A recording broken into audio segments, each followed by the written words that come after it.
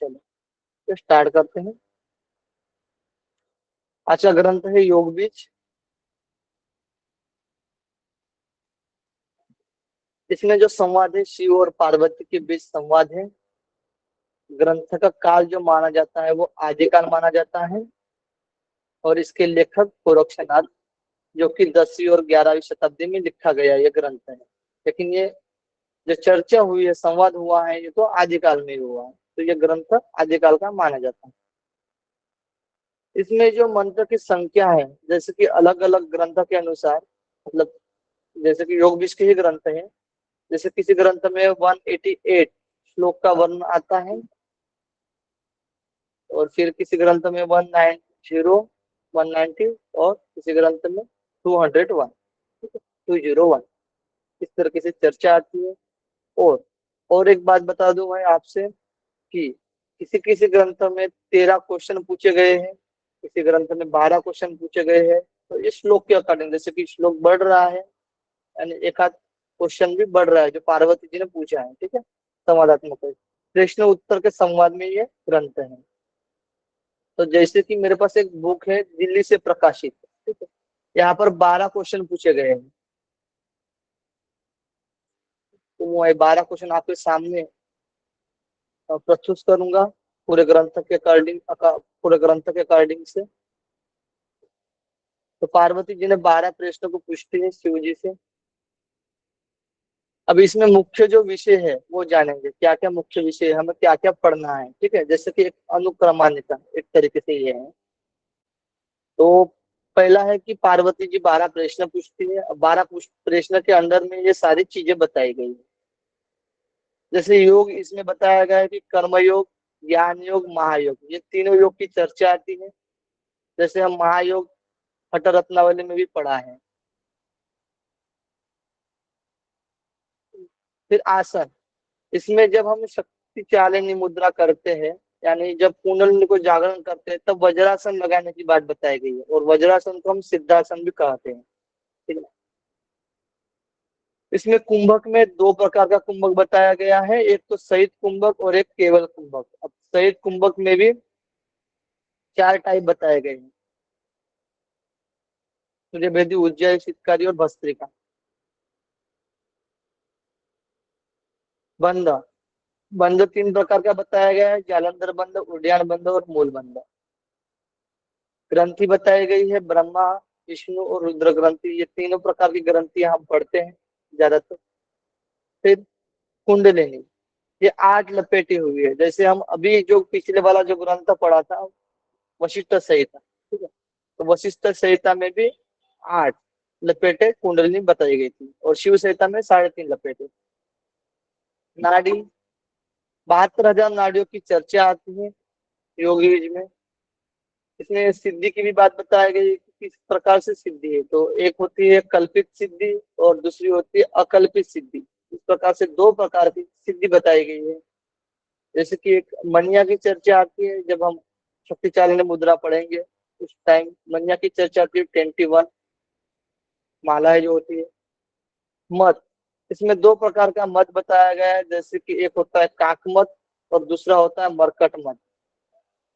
काक यानी कौवा, एकदम से छलांग मार लेता है, ठीक है, मतलब उड़ लेता है, ठीक है, और मरकट मत धीरे धीरे जाता है। जैसे पेड़ पर चढ़ना हो तो धीरे धीरे चढ़ेगा ऊपर तक, और कौवा डायरेक्टली ऊपर की शंडी पर चढ़ जाएगा। और पार्वती के अन्य नाम बताए गए हैं, जैसे कि अलग अलग श्लोक में अलग अलग इसमें बताया जाता है कि पार्वती को सुरेश्वरी से, भगवती और स्वर सुंदरी और सुंदरी, इस प्रकार से बताया जाता है। ये हमारा मुख्य जो विषय है, ये इतना पढ़ना है हमें, मेन जो है वो, ठीक है ना। इसमें किसी को कुछ समस्या हो तो बताइए, या फिर हैंड रेस कर लीजिएगा सभी लोग, हैंड रेस कर लीजिएगा सभी लोग आराम से। ये क्या, ये ब्रेड आमलेट? चलो, तो पार्वती जी के सर 12 मुझे स्क्रीन प्रश्न। नहीं शो हो रही है, सबको नहीं हो रही है, किसी मुझे ही नहीं हो रही है। हमें सबको तो स्क्रीन हो शो हो रहा है। अच्छा अच्छा सबको ठीक हो है रहा। हाँ, तो मेरी प्रॉब्लम है सब फिर। मरकटिया में क्या होता है? अब हम बताएंगे, अभी बस आपको ऊपर से बताया है, ठीक है। मरकट यानी बंदर होता है, बंदर की तरफ मतलब धीरे धीरे, जैसे जैसे पेड़ पर चढ़ना हो तो एकदम से मतलब शेंडी पे थोड़ा ना चढ़ता है, डायरेक्ट बंदर नहीं चढ़ता ना, उसको नीचे से जाना पड़ता है, ठीक है। और काक मत यानी जो कौवे को कैसे सीधा उड़ सकता है, वो दो पंख होते हैं, डायरेक्टली वो शेंडी पर चढ़ सकता है, ठीक है ना। इसको हम डिटेल से भी पढ़ेंगे, ये तो बस सिंपल है, ठीक है ना। जो मेन है हमें पढ़ना है, इसके अंदर चीजें पढ़ना है वो। जैसे अभी 12 प्रश्न, 12 प्रश्न के अंदर ही सारी चीजें पढ़ने के लिए मिलेगी हमें, जो मुख्य विषय अभी देखा हमने, ठीक है। तो 12 प्रश्नों को एक झलक देख लेते हैं, किस प्रकार से माता पार्वती जी शिव जी से प्रश्न पूछे गए हैं। जैसे कि पहला प्रश्न में पहला प्रश्न पूछती है कि मोक्ष यानी मुक्ति के उपाय क्या है। और दूसरा प्रश्न है आत्मा, जो आत्मा है वो जीव भाव को कैसे प्राप्त करता है। ये जो माता पार्वती की जो प्रश्न है, ये हमें भी प्रश्न उठ रहा है, सबको प्रश्न उठ रही है कि मोक्ष मुक्ति के उपाय क्या है, आत्मा यानी जीव भाव को कैसे प्राप्त करता है। और तीसरा नंबर है, तीसरा क्वेश्चन, योग की उपादेयता क्या है, यानी योग की उपयोगिता क्या है। चौथा प्रश्न, अज्ञान की निवृत्ति का उपाय क्या है, जो अविद्या है उसकी निवृत्ति का उपाय क्या है। पांचवें प्रश्न पूछते हैं कि ज्ञानी को मुक्ति क्यों नहीं मिलती। छठवां प्रश्न है योगी का व्यवहार कैसा होता है एवं वह कैसे परमात्मा पद को प्राप्त करता है। सातवां नंबर प्रश्न है कि ज्ञानी जनों की गति क्या होती है। आठवें नंबर का प्रश्न है ज्ञानी को अनेक व योगी को एक जन्म में मुक्ति कैसे मिलती है। नवा प्रश्न है योग क्या है, योग के प्रकार क्या है। 11 नंबर प्रश्न है काकमत और मरकट मत क्या है। और 12 नंबर है, पहले नंबर का सिद्धियां क्या है और योग में उनका क्या उपयोग है। इस प्रकार से माता पार्वती शिव जी से प्रश्न पूछती है, ठीक है। तो हमें ये 12 प्रश्नों को पढ़ना है। जहां तक देखा जाए, यहाँ से 9 से इम्पोर्टेंट चीज मिल जाती है हमें, यानी 9वां पॉइंट, 9वां क्वेश्चन और 10वां क्वेश्चन, यहाँ से ज्यादातर आपको क्वेश्चन पूछा जाएगा, पूछा भी जाएगा, तो नोट कर सकते हो आप लोग। 9वां प्रश्न और 10वां प्रश्न, जो कि योग क्या है और योग के प्रकार क्या है। अब आज जितना हो सके उतना प्रश्न पढ़ लेते हैं, समथिंग हम 8 प्रश्न तक पढ़ लेंगे तो आधा हमारा हो जाएगा कंप्लीट इस ग्रंथ का, ठीक है। और मंडे को हम 9वां 10वां 11वां और 12वां 4 प्रश्न पढ़ेंगे, तो हमारा योग भी खत्म हो जाएगा, ठीक है। बहुत ही छोटा ग्रंथ है, योग का बीज है, ठीक है। ये जो बीज है, मूल जो ग्रंथ है हमारा, सबको क्लियर हुआ 12 प्रश्न, ठीक है। सब लोग थम्स अप करिए। इसका क्विक रिवीजन भी करेंगे। पार्वती पार्वती जी कह रही है कि विश्वातील विश्व रूप एवं सकल विश्व के स्वामी भगवान आदिनाथ शंकर, आपको हमारा बारंबार प्रणाम है। मतलब स्टार्टिंग में प्रणाम कर रहे हैं शंकर जी से कि विश्व के स्वामी जो भगवान शिव है उनको प्रणाम कर रहे हैं पार्वती जी। महादेवी जगदम्बा, पार्वती के लिए महादेवी जगदम्बा यूज किया गया है। महादेवी जगदम्बा पार्वती भगवान शंकर से अनुरोध पूर्वक प्रश्न करती है। तो पहला प्रश्न है मुक्ति का उपाय क्या है। अभी जो हमने पहले पढ़ा था कि मुक्ति या मोक्ष का उपाय क्या है, तो उनका प्रश्न है कि समस्त जीव माया जाल में फंसकर सुख और दुखों के द्वंद्व से पीड़ित है ना। जो समस्त जीव है ये माया जाल में फंसा हुआ है और सुख और दुखों के द्वंद्व से पीड़ित है ना। कभी सुख मिलता है, कभी दुख मिलता है ना, इस प्रकार से उनकी मुक्ति का क्या उपाय है। तो इनसे छुटकारा पाने के लिए, इस द्वंद्व से परे होने के लिए, इस संसार के मायाजाल से परे होने के लिए इसका उपाय क्या है। तो हे प्रभु कृपया उसका उपदेश कीजिए। इस प्रकार से माता पार्वती जी का प्रश्न है। भगवान शिव जी कह रहे हैं उत्तर में कि उसका जो मार्ग बताया गया है वो नाथ मार्ग है और सिद्धि मार्ग है। जो मोक्ष किससे प्राप्त होता, तो नाथ मार्ग या सिद्धि मार्ग, इसको हम कॉपी कर लेंगे। नाथ मार्ग और सिद्धि मार्ग, नाथ मार्ग को ही सिद्धि मार्ग कहा गया है, तो यहाँ पर हम ऐड कर सकते हैं। पहला क्वेश्चन का उत्तर आपको शॉर्टकट में मिल जाएगा। और ये नाथ मार्ग जो है वो केवल्य प्राप्ति का सर्वोत्तम मार्ग है, यानी मोक्ष प्राप्ति का, मुक्ति पाने का ये सर्वोत्तम मार्ग बताया गया है। जैसे कि जो लोग शास्त्र जाल में फंसे हुए हैं वह केवल्य का लाभ नहीं ले पाते हैं, यानी जो शास्त्र जो अध्ययन होता है, ठीक है, उसी में फंसे हुए तर्क वितर्क करते रहते हैं।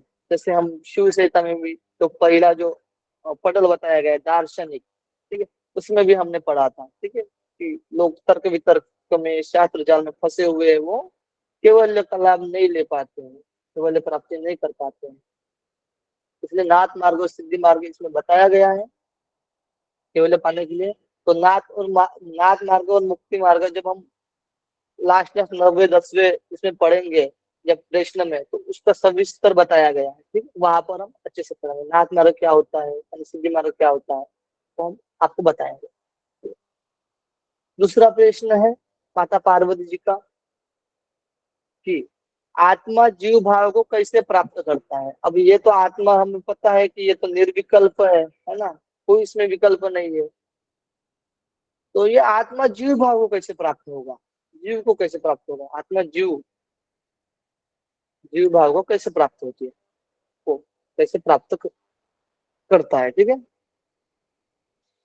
देखिए आत्मा तो नित्य है, परम पद रूप है, उस परमात्मा भाव से पूर्तक होकर यानी अलग होकर परमात्मा के भाव से पूर्तक होकर वह जीवन जीवन भाव को कैसे प्राप्त हो गया है, ठीक है। तो जीवन भाव को कैसे प्राप्त हो गया है इस प्रकार से प्रश्न पूछा गया है। देखिए तो शिव जी कह रहे हैं, भगवान शिव कहते हैं कि आत्मा सभी ज्ञान अथवा इंद्रियों द्वारा जानने योग्य सभी भाव पदार्थ से परे है, ज्ञान स्वरूप और निर्लभ है ना।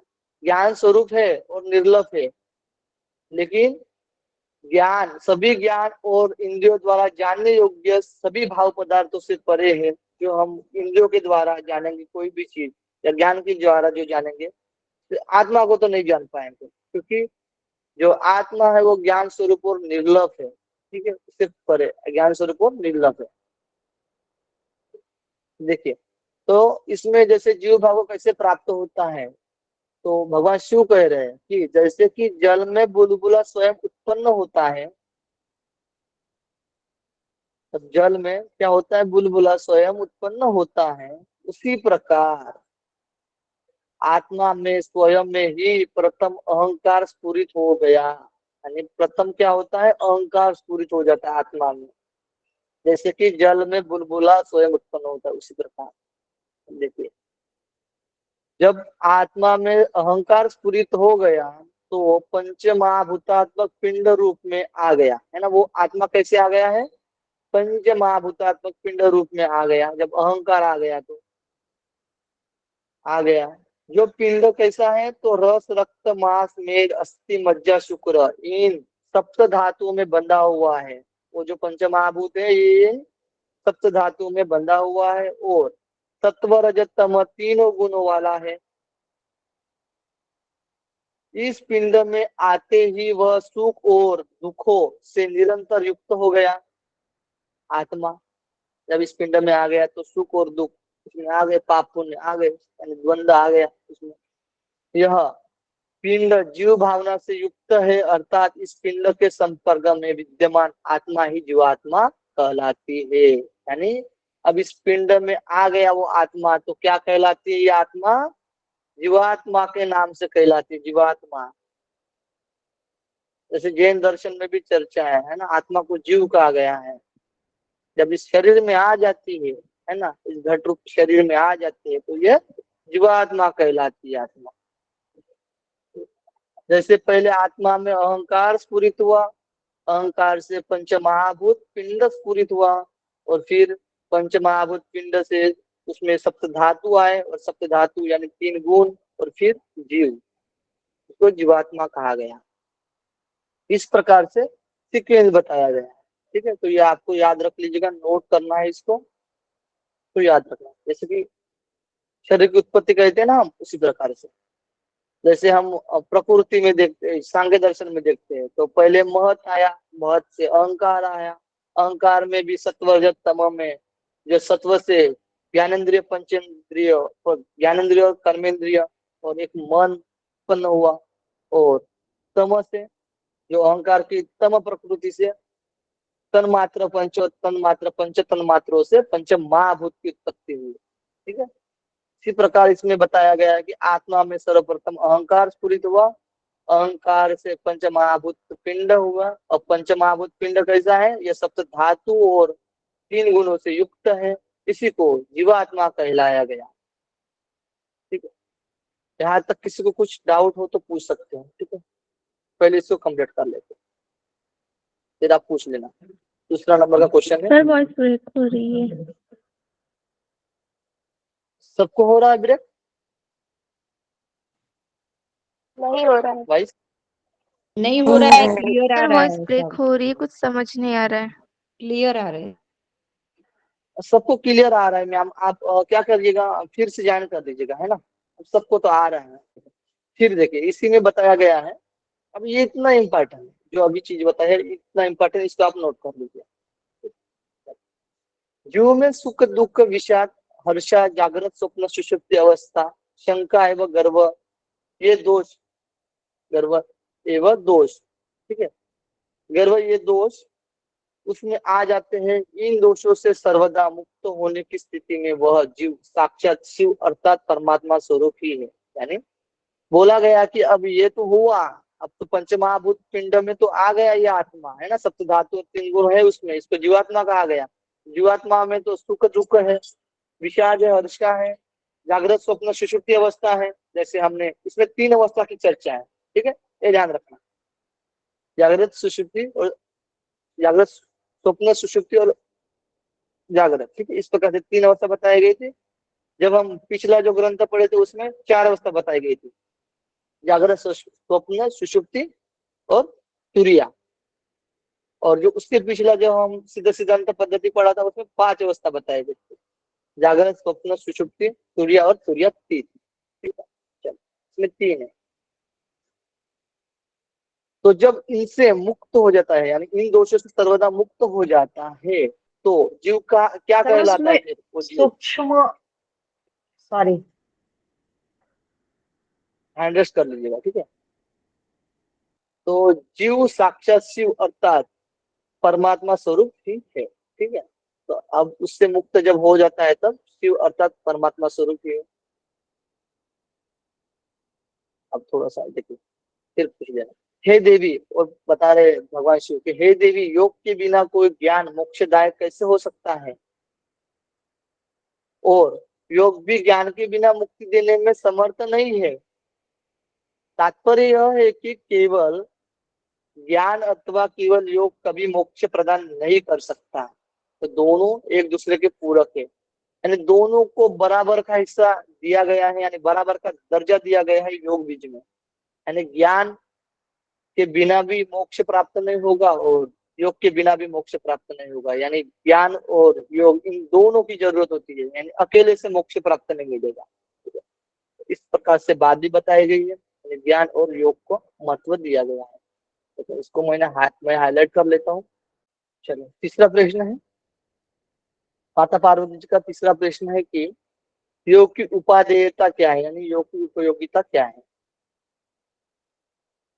इसमें प्रश्न पूछा जा रहा है कि जब संसार चक्र माया के प्रपंच से उत्पन्न अज्ञान से ही प्रारंभ होता है, यानी ये जो संसार है ये तो अज्ञान से यानी अविद्या से ही तो प्रारंभ होता है ना। और अज्ञान की निवृत्ति से, यानी अज्ञान की निवृत्ति होने में मतलब मोक्ष मिलेगा, है ना। अज्ञान की निवृत्ति से, इसे दूसरे शब्द में कहा जाता है कि ज्ञान के द्वारा ही मुक्ति प्राप्त होती है। अब अज्ञान खत्म हो, अज्ञान कैसे होगा, ज्ञान के द्वारा ही खत्म होगा ना, ज्ञान के द्वारा ही मुक्ति प्राप्त होती है। तो इसमें योग की उपयोगिता क्या है, और इस स्थिति में योग साधना की क्या आवश्यकता है फिर, तो ज्ञान से ही मुक्ति मिल रही है। तो देखिए, इसमें बहुत ही इंटरेस्टिंग है। ठीक है, तो शिव जी कह रहे हैं उत्तर में योग के बारे में, ठीक है, कि हे देवेश्वरी, तुम्हारा कथन बिल्कुल ठीक है, मगर है ना कि बंधन का कारण अज्ञान है और मोक्ष का हेतु ज्ञान है। ये तो बिल्कुल सही है आपकी बात, बट देखिए इसीलिए ज्ञान का स्वरूप, ज्ञान का मुख्य साधन क्या है, यही सर्वप्रथम जानना चाहिए। यानी ज्ञान से मुक्ति मिलती है तो, लेकिन ज्ञान का स्वरूप क्या है और ज्ञान का मुख्य साधन क्या है, यही सर्वप्रथम जानना चाहिए। तो इसके साथ ही विवेकी पुरुष को चाहिए कि अज्ञान का स्वरूप क्या है। तो विवेकी पुरुष क्या जानते हैं, तो अज्ञान का स्वरूप क्या है।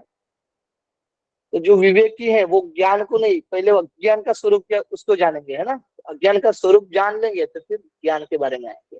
देखिए, तो इसे जाने तथा जिसने अपने इस स्वरूप को जान लिया है कि वह केवल रूप अर्थात परम शिव स्वरूप है, यानी इसमें जैसे हम भी बोल सकते हैं ना कि आ,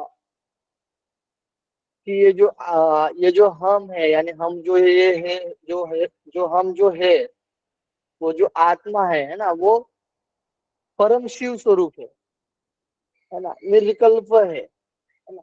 इतना ज्ञान मात्र से मुक्ति नहीं मिलेगी ना। ये तो सबको पता है कि ये जो आत्मा है निर्विकल्प है, ये आत्मा परमात्मा में मिल जाएगा, ये तो सबको पता है। लेकिन इतने मात्र से मुक्ति मिलेगी क्या, नहीं मिलेगी। देखिए, तो इसमें बोला गया है कि वह क्या इस ज्ञान मात्र से काम क्रोध भय आदि से छूट जाता है। यानी मैं परम शिव हूँ, मैं परमात्मा हूँ, अहम ब्रह्मास्मि हम बोलते हैं, तो इतने मात्र से क्या काम क्रोध भय आदि से छूट जाता है। तथा इन सभी दोषों से युक्त रहने पर भी जीव कैसे ज्ञान के द्वारा मुक्ति प्राप्त कर सकता है, या फिर इन दोषों से युक्त भी है फिर भी ज्ञान के द्वारा मुक्ति कैसे प्राप्त कर सकता है ना, सवाल उठ रहा है।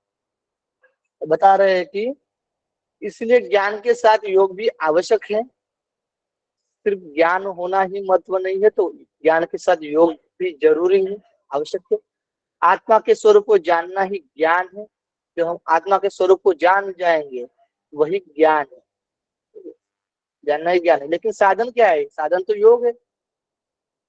योग से ही हम आत्मा के स्वरूप को जानेंगे ना, उससे ज्ञान को जानेंगे। ठीक है, यही बताया गया है सिंपल शब्दों में। ठीक है, जैसे अभी बताया गया ना कि ज्ञान का स्वरूप और ज्ञान का मुख्य साधन क्या है, तो योग है, ये नोट कर लीजिए।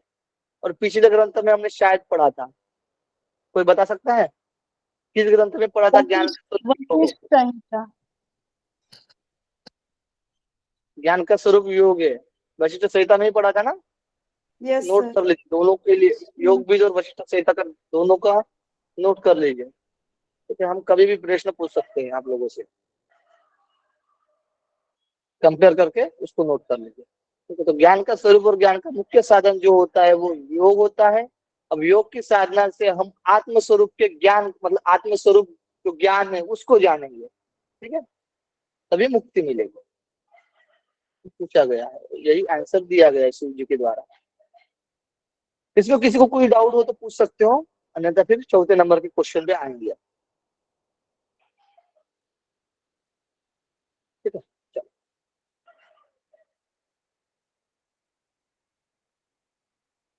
प्रश्न नंबर चौथा है, पार्वती जी पूछ रहे हैं कि अज्ञान की निवृत्ति का उपाय क्या है। अज्ञान की निवृत्ति का उपाय क्या है, हम देखेगा अज्ञान की निवृत्ति का उपाय क्या है। तो यदि ज्ञान ही उस आत्मा का स्वरूप है, काम क्रोध आदि दोष भी आत्मा के स्वरूप से भिन्न नहीं है। काम क्रोध आदि दोष भी आत्मा के स्वरूप से भिन्न नहीं है, ये भी है। तो विवेकी व्यक्ति संसार से उन दोषों से पूर्णतः मुक्त क्यों नहीं हो पाता है। जो विवेकी मनुष्य है, जो ज्ञानशील मनुष्य है, विवेकी यानी ज्ञानशील, ज्ञानी, ब्रैकेट में हम ज्ञानी कह सकते हैं। ज्ञानी जो मनुष्य है, अब देखिए आत्मा का स्वरूप क्या है, आत्मा का स्वरूप यानी ज्ञान ही, यदि ज्ञान ही उस आत्मा का स्वरूप है, ज्ञान ही क्या है, उस आत्मा का स्वरूप है। और काम क्रोध भी है ना, काम क्रोध दोष भी आत्मा के स्वरूप से भिन्न नहीं है, यानी वो भी है। तो जब विवेकी ज्ञानी है, अब अज्ञान उसमें है ही नहीं, विवेक पुरुष में वो सिर्फ ज्ञानी है, तो ज्ञानी व्यक्ति संसार से उन दोषों से पूर्णतः मुक्त क्यों नहीं हो पाता। तो शिव जी कह रहे आत्मा परिपूर्ण स्वरूप है, किंतु परिपूर्णता के भी दो प्रकार है ना। आत्मा क्या है, परिपूर्ण स्वरूप है, यानी दोनों है इसमें, यानी इसमें तो ज्ञान भी है और अज्ञान भी है, ये ध्यान रखना, नोट कर लीजिएगा। आत्मा में परिपूर्ण स्वरूप यानी उसमें दोनों चीजें दी गई है। आत्मा एक तो ज्ञान भी है और अज्ञान भी है, यानी इसमें क्रोध काम दोष भी है और ज्ञान भी है, ठीक है ना। इसीलिए इसके दो प्रकार बताए गए हैं। दो प्रकार देखिए, एक तो सकल होता है और निष्कल होता है, यानी एक कला सहित होता है और एक कला रहित होता है। इस प्रकार से दो प्रकार बताए गए आत्मा के। आत्मा के कितने टाइप्स बताए गए हैं? दो टाइप्स, नोट कर लीजिएगा। आत्मा के दो टाइप्स बताए गए हैं योग बीज में, ठीक है। तो सकल आत्मा, इसमें क्या गुण होते हैं, क्या कला होती है, यानी क्या विशेषता होती है। और निष्कल आत्मा, ये कला रहित, यानी उन विशेषता से जो कला सहित है, जो सकल आत्मा है, उन विशेषता से ये अलग होता है, हटके होता है, रहित होता है। देखिए, पहले सकल आत्मा को पढ़ेंगे, यानी कला सहित को पढ़ेंगे, फिर निष्कल आत्मा को पढ़ेंगे। सिंपल है। जिसका खंड रूप से बोध हो, यानी खंड रूप से, यानी जैसे हम अलग बोलते हैं ना, जैसे आत्मा अलग है, परमात्मा अलग है ना, शरीर अलग है, आत्मा अलग है, मन अलग है ना। इस प्रकार से हम जो खंडित बोलते हैं, जैसे कि यह मैं हूं, यह मुझसे भिन्न है, यह मेरा है, यह मेरा नहीं है, इत्यादि का बोध ही क्या होता है? सकल आत्मा, यानी कला सहित आत्मा कहा गया है। यानी इसका जो तात्पर्य होता है, कलना, सकला का अर्थ होता है कि स्फूर्ति, स्फुरित होना, स्फुरन होना, ठीक है। जैसे कि अर्थात अहंकार का स्फुरन होता है। जैसे हमने बोला ना, जल में बुलबुले स्वतः उत्पन्न हो जाते हैं, यानी स्फुरित हो जाते हैं, वैसे आत्मा में भी अहंकार स्फुरित हो जाता है। वैसे इसमें कि अहंकार का स्फुरन होता है, तो अहंकार का स्फुरन होने के बाद अहंता ममता का स्फुरन होता है, यही वह कला बताई गई है। जहाँ पर सुख दुख है, मोह है, काम है, क्रोध है, ममता है, मेरा है, तेरा है, ये सारी जो भावना होती है अहंकार में, ये क्या करती है? संसार रूपी मोह के सागर में फंसाती है। इसी को बोला गया है सकल आत्मा, यानी कला सहित आत्मा। अब इसके जो अपोजिट होगा वह निष्कल आत्मा, यानी कला रहित, यानी इनसे रहित होगा वही कला रहित, यानी जो ममता सत्ता आदि का बोध नहीं है अथवा पूर्णतः विलीन हो चुका है, उसे निष्कल आत्मा कहा गया है। जो कि साक्षात निर्मल आकाश की भांति, जो साक्षात निर्मल आकाश है, अब कोई उसमें मल नहीं है, की भांति अहंता ममता आदि दोषों से पूर्णतया रहित है, उसे को निष्कल आत्मा कहा गया। ठीक है, यानी एकदम ये शुद्ध है, शुद्ध आत्मा, जो कि आत्मा का स्वरूप हमें जानना है ना, तो यही है, इसी को जानना है हमें। पता है, इसमें कुछ किसी को कुछ डाउट हो तो पूछ सकते हो।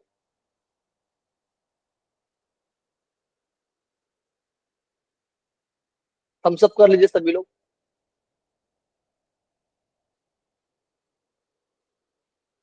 नेहा जी, पूजा जी, अमित जी, रिया जी, सेजल जी, अजय जी, निष्ठा जी, मीनाक्षी जी, सुनीता जी, बस हो गया। सब लोग, जयंत जी, सब लोग मैच, हम सब कर लें, ठीक है। और एक पॉइंट है कि यदि ज्ञानी भी वासना में उलझा हुआ है तो वह अज्ञानी है। जो ज्ञान की बातें करता है, हम सिर्फ ज्ञान पढ़ा है ना, ज्ञान की जो बातें करता है उसमें ज्ञान भरा हुआ है, लेकिन उसी में उलझा हुआ है, उसी की वासना में उलझा हुआ है। जो मेन जो ध्येय है उसको प्राप्त ही नहीं कर रहा है, तो वो भी अज्ञानी है। सिंपल सी बात है। नंबर पांचवा, पांचवा क्वेश्चन पूछ रहे माता पार्वती जी की, ज्ञानी को मुक्ति क्यों नहीं मिलती है ना। अब यही प्रश्न तो उठेगा नहीं, तो ज्ञानी को मुक्ति क्यों नहीं मिलेगी।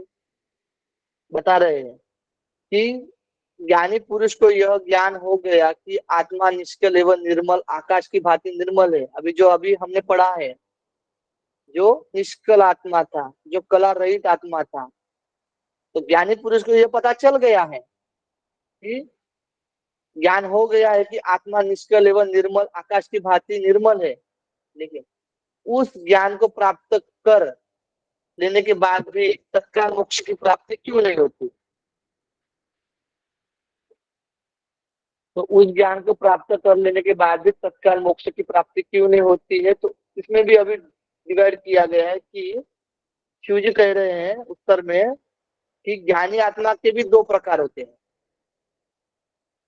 ठीक है, उसमें हमने क्या देखा था कि सकल और निष्कल आत्मा देखा था। ठीक है, आत्मा परिपूर्ण स्वरूप, इसमें आत्मा के दो प्रकार देखा था। ठीक है, आत्मा जो परिपूर्ण स्वरूप है उसमें आत्मा के दो रूप देखा था, सकल और निष्कल। अब इसमें हमें क्या पढ़ना है, ज्ञानी आत्मा के दो रूप होते हैं। नोट कर लीजिएगा, ज्ञानी आत्मा के दो प्रकार होते हैं। एक तो होता है अपक्व और एक होता है परिपक्व। अपक्व यानी योग साधना नहीं करते हैं, यानी अपक्व है, और परिपक्व यानी योग साधना करते हैं। यानी योग साधना के द्वारा हमारा जो घट रूपी शरीर है उसको पका दिया है ना, मजबूत कर दिया है, जैसे हमने गैरन संहिता में भी पढ़ा था। ठीक है, तो परिपक्व जो होता है वो योग साधना करते हैं, जो परिपक्व ज्ञानी होता है, ठीक है, ज्ञानी आत्मा के। और अपक्व यानी कि योग साधना नहीं करते, ज्ञान तो है लेकिन योग साधना नहीं करते। तो देखिए इसमें पढ़ लेंगे अपक्व क्या है, अपक्व ज्ञानी की विशेषता क्या क्या है। जैसे कि जिसने योग साधना द्वारा अपने ज्ञान को परिपक्व नहीं किया है, यानी योग के द्वारा नहीं किया गया है, और वो जड़ ग्रस्त रहता है, दूसरों को भी दुख प्रदान करता है, शीत उष्ण दुख सुख है ना, जो द्वंद्व है, रोग, मनुष्य के द्वारा, शस्त्र के द्वारा, अग्नि व जल के द्वारा कोई पीड़ा होती है तो भी ध्यानस्थ नहीं हो पाते हैं। थोड़ा सा भी कुछ लग जाएगा फिर भी ध्यानस्थ, मतलब ध्यान भटक जाता है उनका, ध्यानस्थ नहीं हो पाते। जैसे सामान्य लोग होते हैं ना, प्राण अपान में बाधा रहती है, चित्त व्याकुल रहता है, मृत्यु के समय जो सोचता है वही योनि उसे प्राप्त हो जाती है। यानी जो मृत्यु के समय जो सोचा वही योनि उसे प्राप्त हो जाती है। बिना योगाभ्यास के ध्यान करते हुए मनुष्य के शरीर पर यदि एक चिट्ठी रेंगने लगती है तो उसका ध्यान टूट जाता है। इसीलिए योग साधना के बिना केवल ज्ञान से मोक्ष नहीं मिलता है। यानी योग साधना से हमें शरीर को परिपक्व बनाना है।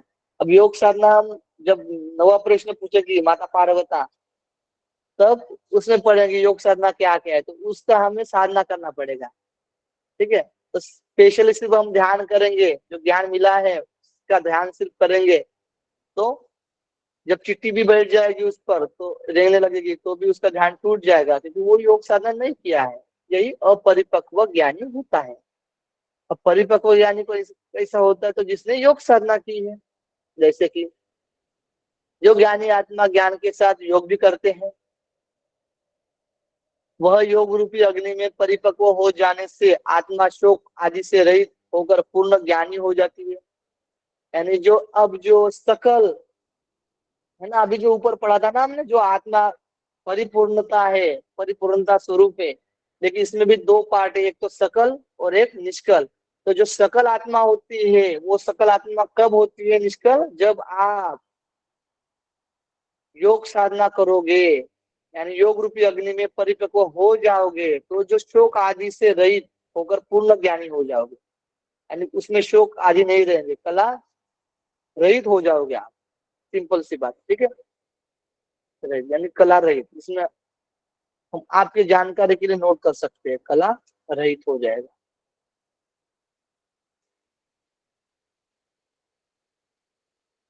ऊपर नीचे को हमें जोड़ना है, उस तरीके से भी पढ़ना है। ठीक है, पूरे ग्रंथों को।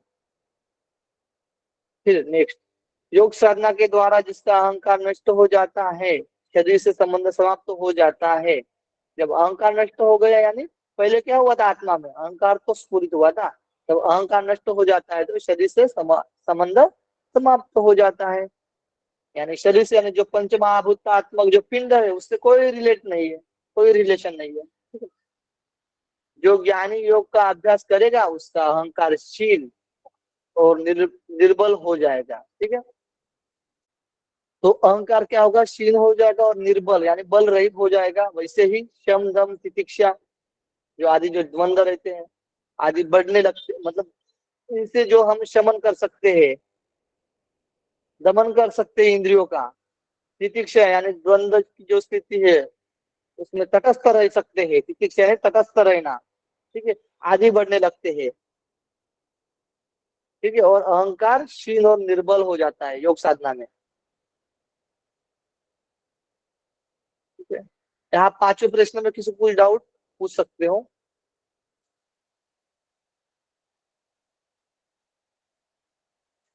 या फिर thumbs up कर लीजिए सभी लोग।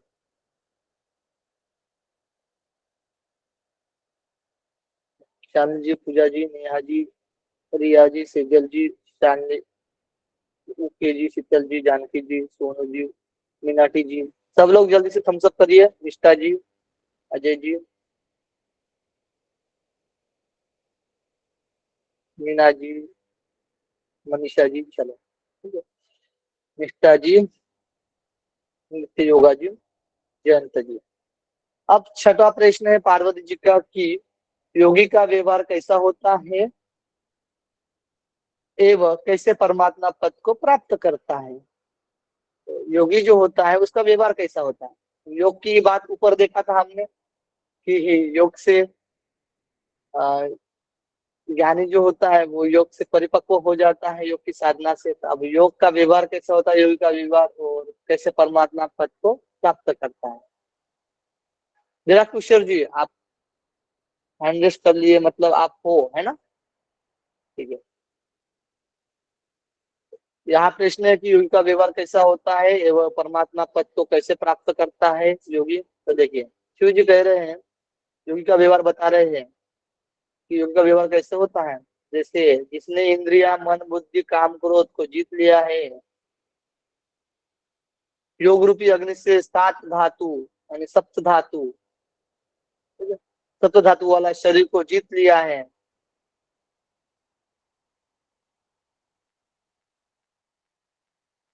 सप्त धातु वाले शरीर को जीत लिया है और उस पर महाभूत का प्रभाव नहीं रहता। तो देखिए जब इंद्रिय मन बुद्धि अहंकार आदि क्रोध को जिसने वश कर लिया है, जिस पर विजय प्राप्त कर लिया है, और योग रूपी अग्नि से सप्त धातु वाले शरीर को भी जीत लिया है, उस पर महाभूत का प्रभाव नहीं रहेगा, यानी महाभूत पर विजय प्राप्त हो जाएगी। यानी आकाश वायु अग्नि जल और पृथ्वी ये उस योगी को प्रभावित नहीं कर सकते। इस तरीके से योगी का व्यवहार बतलाया गया है। ठीक है ना। इस शरीर को देवगण भी प्राप्त नहीं कर पाते हैं, देवता भी इसको प्राप्त नहीं कर पाते हैं। इसकी महत्ता बता रहे हैं योगी की। ठीक है, ऐसा योगी देह बंधन से मुक्त रहता है। तो ऐसा योगी कैसे होता है कि देह बंधन से मुक्त हो जाता है, जैसे कि जीवन मुक्त। ठीक है ना। चलो 7 नंबर प्रश्न है कि ज्ञानी जनों की मृत्यु के बाद क्या गति होती है। अब ज्ञानी जनों की मृत्यु के बाद, जब ज्ञानी होते जो लोग, तो उनकी मृत्यु के बाद क्या गति होती है। जैसे आप श्रीमद् भगवद गीता पढ़े हैं तो उसमें 6ठ अध्याय में जो ध्यान योग है, ठीक है, 6ठे अध्याय का नाम ध्यान योग है, उसमें आप पढ़ोगे कि जो योग साधना करते करते जब उसकी मृत्यु हो जाती है ना, तो साधना बाकी रहती है, तो उसको अच्छा कुल मिलता है, अच्छे कुल में उसका जन्म होता है और वो वहां से साधना आरंभ करता है और जल्दी से मोक्ष प्राप्त कर लेता है। ठीक है ना। उसी तरीके से बताया गया है कि ज्ञानी जनों की मृत्यु के बाद क्या गति होती है। तो शिव जी कह रहे हैं ज्ञानी जन्म मृत्यु के बाद अपने पाप पुण्य के अनुसार फल का भोग करते हैं। जन्म मृत्यु के बाद अपने पाप पुण्य के अनुसार पाप पुण्य के अनुसार फल का भोग करते रहते हैं अपने पाप पुण्य के अनुसार, और पुनः अगले जन्म में ज्ञानवान बनते हैं। और ज्ञानी दूसरे जन्म में अपने पुण्य के प्रभाव से किसी पुण्यात्मा सिद्ध की संगति प्राप्त करता है यानी उसका जो पुण्य का प्रभाव ज्यादा रहेगा ना ज्ञानी लोगों का, तो उससे क्या होगा कि पुण्यात्मा व्यक्ति की संगति मिलेगी उसको, और तथा उस सिद्ध पुरुष की कृपा से ही संसार से उसकी मुक्ति होती है, अन्यथा नहीं। ठीक है, तो सिद्ध पुरुष के सानिध्य में आना, यानी यहाँ पर गुरु की महत्ता बताई गई है। ठीक है, तो ज्ञानी लोगों के लिए गुरु की महत्ता बताई गई है, ये नोट कर लीजिएगा। जब दूसरा जन्म लेता है ना, तब ज्ञानी लोग जो पुण्यात्मा होते हैं, सिद्ध पुरुष, उनकी संगति से उनको मुक्ति मिलती है, अन्यथा नहीं मिलेगी। 8 नंबर क्वेश्चन है, 8 नंबर, हम टाइम भी हो गया है, 8 नंबर कल कर लेंगे, 8, 9, 10, 11, 12। ठीक है ना? सर इसका चौथे प्रश्न का अज्ञान की निवृत्ति का उपाय क्या है, तो इसका एक वाक्य में उत्तर क्या देंगे अगर ऑप्शन में आया तो? 1 मिनट, कौन से चौथे प्रश्न ना? हाँ। अज्ञान की निवृत्ति का उपाय क्या है, ठीक ना? तो इसमें एक वाक्य में नहीं पूछा जाएगा, क्योंकि देखिए अज्ञान की निवृत्ति का उपाय तो ज्ञान ही है, बट ज्ञान को भी प्राप्त करने के लिए योग साधना जरूरी है। समझ रहे हो? क्योंकि जी इस सर। प्रश्न, चौथे प्रश्न में पूरा आपको क्लियर ही नहीं हो रहा है। पता है क्यों? क्योंकि आत्मा के परिपूर्णता के 2 स्वरूप बताए गए हैं, मतलब 2 प्रकार, तो सकल और निष्कल। अब जब सकल का भी बताया गया और निष्कल का भी बताया गया, लेकिन निष्कल कब प्राप्त होगा? जब आप 5वें प्रश्न में आओगे। पार्वती जी बता रहे कि ज्ञानी को मुक्ति क्यों नहीं मिलती। अब अज्ञान से हम समझेंगे कि अज्ञान जो है, अज्ञान की निवृत्ति ज्ञान से होती है, लेकिन ज्ञान से मोक्ष नहीं मिलता ना, बात ये है। ठीक है ना? तो अब तो उसको ज्ञानी के भी 2 प्रकार है, अपक्व और परिपक्व। तो परिपक्व में आपको योग साधना करनी पड़ेगी, तब आपका शरीर जो होता है, वो ज्ञानी जो होता है वो परिपक्व होगा। तो आपको एक वाक्य में उत्तर क्या आएगा? परिपक्व ज्ञानी। ठीक है, परिपक्व ज्ञानी, नोट कर लीजिए जानकी जी। Yes sir. परिपक्व ज्ञानी से अज्ञानी की, अज्ञान से निवृत्ति जब हो जाएगी, तो परिपक्व ज्ञानी से हमें मोक्ष की प्राप्ति होगी, परिपक्व ज्ञानी। तो परिपक्व का मीनिंग, परिपक्व में क्या छुपा हुआ है? योग शब्द छुपा हुआ है, ये ध्यान रखना। बताइए। और हेलो, हाँ किसी ने पूछ रहा है, कोई और? अमित जी आप पूछ रहे हो? हाँ सर, बोल रहे हैं सर, ज्ञान से केवल मुक्ति तो नहीं मिलता है, बात ठीक बोले हैं, लेकिन ज्ञान और कर्म दोनों से अभ्यास करना पड़ेगा तभी मुक्ति मिलेगा। देखिए इसमें क्या है कि ज्ञान से ही मुक्ति मिलती है, लेकिन बट आपको परिपक्व ज्ञानी बनना पड़ेगा। परिपक्व ज्ञानी कब बनोगे? जब आप योग साधना करोगे। ठीक है, यहाँ पर तो कर्म साधना की तो बात कर्म हुआ ना सर, वो साधना तो अभ्यास है, नहीं वो तो कर्म में आ गया। साधना तो कर्म हुआ। अब आप योग को आप कर्म भी समझ सकते हो, क्योंकि हम साधना कर रहे हैं, तो आप वैसे जो रिलेट कर रहे हो ना, तो ठीक है, उसमें आप रिलेट कर सकते हो। जैसे कि योग साधना हम कर्म कर रहे हैं, ठीक है ना, तो कर्म के साथ ज्ञान, तो ज्ञान और कर्म की बातें ओके होती रहती है। जहां पर योग और ज्ञान और कर्म की बातें होती है, उसको रिलेट कर लेना। ठीक है ना, लेकिन यहाँ पर योग साधना यूज करना है मेनली जो है वो। ठीक है ना? ठीक है, चलो इस प्रकार से हमने कितना पढ़ा था? 8 क्वेश्चन पढ़ा था, 7 क्वेश्चन पढ़ा था। ठीक है ना? अब नेक्स्ट क्लास होगी सर की, एक बार उसको 8 क्वेश्चन को देख लेते हैं। मोक्ष मुक्ति के उपाय क्या है? नाथ मार्ग और सिद्धि मार्ग बताया गया था। आत्मा जीव भाव को कैसे प्राप्त होता है? तो अभी जो यहाँ पर पंच महाभूत, जो अहंकार स्फुरित होता है उस तरीके से। ठीक है, अहंकार स्फुरित होने के बाद पंच महाभूतात्मक पिंड, सप्त धातु, 3 गुण और जीवात्मा कहलाता है।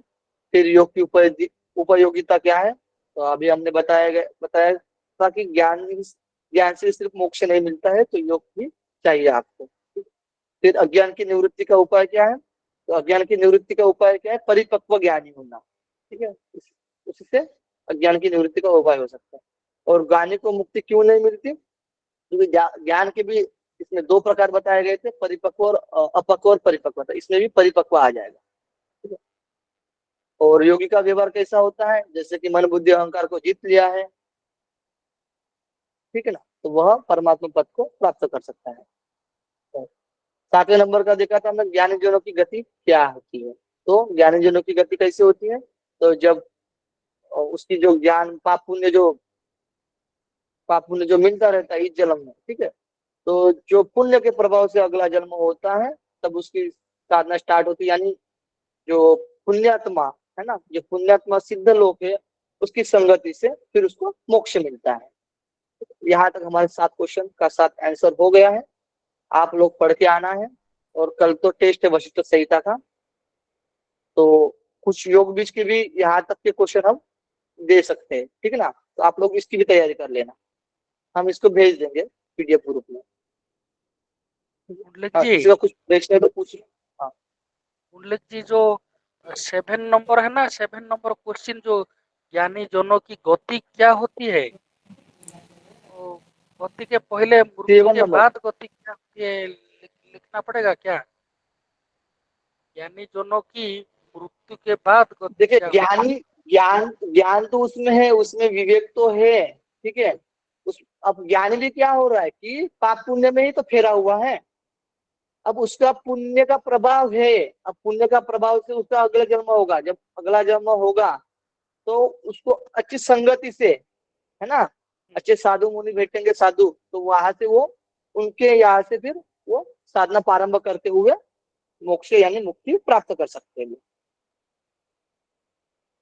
ठीक है। उसी में जो आप छोड़ते हैं ना, मृत्यु के बाद के 2 शब्द छोड़ दिए, मैं वही बोल रहा हूँ। कौन से 2 शब्द? भाई, ज्ञानी जनों की गति है हाँ, ना, गति से पहले मृत्यु के बाद गति लिखना पड़ेगा। मृत्यु के बाद, हाँ, ज्ञानी जनों की गति क्या है। हाँ, तो देखिए हाँ, ये शार्ट में क्वेश्चन है, ये शार्ट में क्वेश्चन है। अब फुल क्वेश्चन आपको पढ़ाया ना यहाँ पर, देखिए, हाँ, हाँ, ठीक है। जैसे कि अभी इसके पहला क्वेश्चन था मुक्ति का उपाय, लेकिन समस्त जीव माया जाल में फंसकर सुख और दुखों के द्वंद्व से पीड़ित है, उनकी मुक्ति का उपाय क्या है। अब मुक्ति का उपाय, लेकिन किसकी मुक्ति का उपाय, यह भी प्रश्न उठा। इसीलिए यहाँ पर लंबा खींचा है कि समस्त जीव माया जाल में फंसकर सुख और दुखों से द्वंद्व पीड़ित से है, तो उनकी मुक्ति के लिए बताया गया है, ठीक है ना, तो यहाँ पर स्पष्ट हो जाएगा। और यहाँ पर आपको हाँ, शॉर्टकट में है। अब इसके आंसर भी हम यहाँ पर शॉर्टकट में टाइप कर देंगे, कोई दिक्कत नहीं, फिर आपको एक पेज पढ़ लोगे तो कहानी खत्म हो जाएगी, है ना, मतलब आपको योग हाँ, भी कंप्लीट हो जाएगा। समझ रहे बात हाँ, को? हाँ, एकदम बहुत बढ़िया, बहुत